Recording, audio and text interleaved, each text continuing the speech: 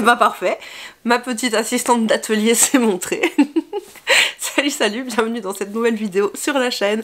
Alors cette semaine, je suis super excitée de vous retrouver parce que on va enfin tester de l'acrylique gouache. Voilà, j'en ai eu pour Noël, c'est un cadeau de Noël de la part de ma maman. Et en fait, ça fait un petit temps que j'avais envie de tester cette peinture, ce médium, cette technique qui m'intriguait un peu parce que je me disais bah attends, comment ça de l'acrylique gouache, c'est de l'acrylique, c'est de la gouache, c'est quoi exactement? Et je savais pas trop si j'allais aimer ou pas. C'est pour ça que j'avais pas acheté forcément moi-même. Et puis bon, bah avec les fêtes de fin d'année, je me suis dit que c'était peut-être la bonne occasion de tester. Donc comme d'habitude, si le contenu artistique t'intéresse, tu es au bon endroit. Je poste une vidéo tous les dimanches consacrée à l'art, à l'apprentissage du dessin, de la peinture, à développer sa créativité. Voilà, donc je te propose de t'abonner à la chaîne, de partager la vidéo et de me laisser un petit commentaire. Je réponds à tous vos commentaires avec énormément de plaisir.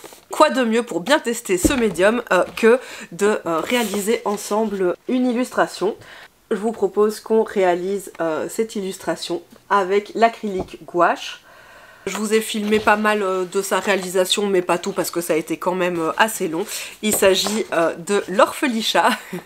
Je dis toujours qu'on a été chercher Mimi à l'orphelichat parce que bah, elle vient d'un refuge. Et c'est quelque chose qui restait voilà, dans un coin de ma tête. Où ça fait, je pense ça fait au moins un an que je me dis ah, je devrais faire une illustration là-dessus, etc. Donc voilà, ça va être aujourd'hui parce que cette année, en 2025, j'aimerais bien développer 10 ou 12 illustrations un peu plus déjà illustratives plus que des tableaux. Je fais vraiment une distinction entre mes tableaux et mes illustrations dans ma tête et puis dans le rendu, je crois. Et voilà, je voudrais développer voilà, 10 ou 12 illustrations plutôt narratives qui racontent du coup vraiment quelque chose plus que juste une émotion ou un sentiment, mais vraiment qui racontent une histoire. En ce qui concerne l'acrylique gouache, donc j'ai reçu des acryliques gouache de la marque Liquitex, 12 petits pots de 22 ml. On peut retrouver des plus grands pots, je pense que c'est le double. Si je ne m'abuse pas, ce set a coûté 50 ou 55 €. De toute façon, comme d'habitude, vous retrouverez tous les liens des produits dont je vous parle dans la barre de description. Mon set se compose d'un jaune primaire, d'un écarlate, d'un rouge primaire, d'un violet dioxazine, d'un bleu outremer, et ils disent nuance de rouge, d'un bleu primaire, d'un vert émeraude, d'un vert viridien, d'un jaune oxyde, d'une terre de sienne brûlée, d'un blanc de titane et d'un noir de Mars. Venons-en à l'acrylique gouache. Alors qu'est-ce que c'est exactement? C'est tout simplement de la peinture acrylique qui sèche mat et non pas brillante ou plastifiée comme de l'acrylique classique. On a vraiment ce côté complètement mat comme la gouache et pas du tout ce côté un peu semi-brillant, voire très brillant de l'acrylique. Je peux quand même vous dire que plus on va utiliser d'eau, plus on va mouiller et plus on va superposer les couches mouillées, plus on risque de retrouver un petit côté satiné brillant. C'est le cas ici sur le bleu turquoise, j'espère que vous verrez bien. Une fois que j'ai eu terminé mon illustration de l'orphelichat, je sais pas pourquoi, mais j'ai eu l'impression que le rendu à l'acrylique gouache était moins lumineux que à la gouache. Et pourtant je suis pas persuadée que ce soit le cas. De toute façon je vous mettrai des images où on va essayer de comparer quand même les deux. Mais en tout cas j'ai eu cette impression. Je pense pas avec le recul que ce soit le cas, mais je tenais quand même à le mentionner. Donc on voit que ça se comporte effectivement comme de la gouache ou de l'aquarelle. On peut l'utiliser très dilué, garder la transparence du papier, ou l'utiliser en couche plus opaque. Au niveau de l'opacité, certaines couleurs dites opaques, notamment ici le bleu ou le viridien, vous voyez que mine de rien on garde une certaine transparence et que si vous voulez quelque chose de très opaque, je pense qu'il va falloir passer 2 couches de peinture avec un pinceau sec et qu'il n'y ait pas du tout d'eau sur votre pinceau. Une fois que c'est sec, si vous repassez avec un pinceau mouillé par-dessus, vous voyez que ça ne bouge pas. Au niveau de la sélection de couleurs, je suis assez contente. J'aurais à mon goût, retirer le vert émeraude et garder uniquement le viridian parce qu'il est un peu plus turquoise. Et j'aurais aimé avoir deux jaunes, un jaune froid et un jaune chaud, donc un jaune peut-être citron et un jaune de cadmium, quelque chose comme ça. Bon, on a quand même le ocre qui est nommé jaune oxyde ici, donc on peut avoir quelque chose de plus chaud. Mais je trouve que ce jaune primaire est pas spécialement froid non plus, quoi. Enfin voilà, j'aurais peut-être préféré avoir plus de choix dans les couleurs primaires, parce que vous voyez qu'on a quand même deux rouges, on a deux bleus, ça aurait été à mon sens intéressant d'avoir deux jaunes et retirer ce vert émeraude qu'on peut à mon avis réaliser très facilement en mélangeant le jaune primaire et le bleu primaire. Au niveau de la couvrance, on va tester avec le blanc, il est dit opaque, je vais voir si en un passage on va pouvoir recouvrir le noir ici. Hop, je prends dans mon pot de blanc, j'ai mon pinceau relativement sec, je vais bien imbiber mon pinceau et on va voir si en une seule couche, ouais, si quand même c'est pas mal. Voilà, franchement c'est relativement très opaque, hein. Vous avez de toute façon l'indication de la série et l'indication de l'opacité sur chaque petit tube de peinture. Au niveau du packaging, j'aime bien l'idée d'avoir la pipette. J'aime bien la pipette parce que ça va permettre de utiliser la peinture avec parcimonie. Je me demande aussi à quelle vitesse la pipette, l'embout va se boucher. Enfin, ça on verra.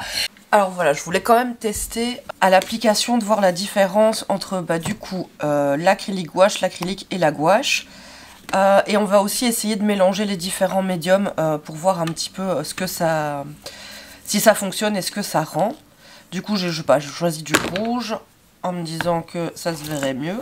Donc on va commencer avec la gouache acrylique, gouache.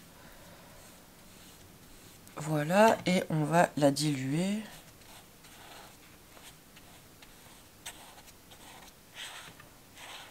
Ok, voilà pour l'acrylique gouache.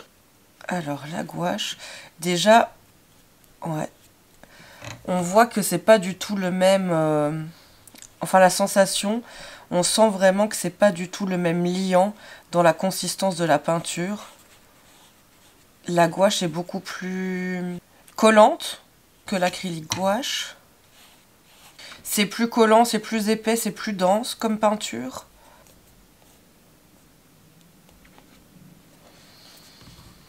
En texture de peinture, forcément, on est plus proche de l'acrylique gouache.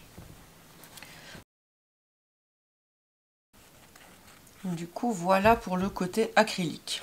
Alors maintenant, ce que je voulais tester, c'est de mélanger ensemble l'acrylique gouache avec de la gouache pour voir ce que ça rend, et l'acrylique gouache avec de l'acrylique pour voir ce que ça rend et si c'est possible. Je vais prendre le jaune à l'acrylique gouache et le mélanger avec le rouge en gouache. Alors, et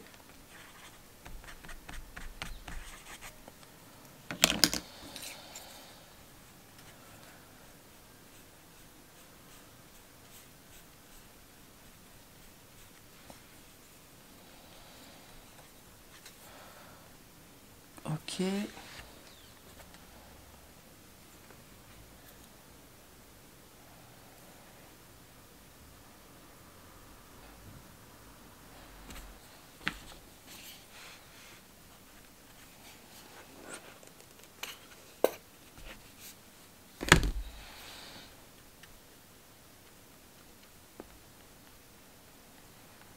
En tout cas, au niveau de la sensation de peinture, il n'y a pas de problème, ça se mélange bien autant avec la gouache qu'avec l'acrylique.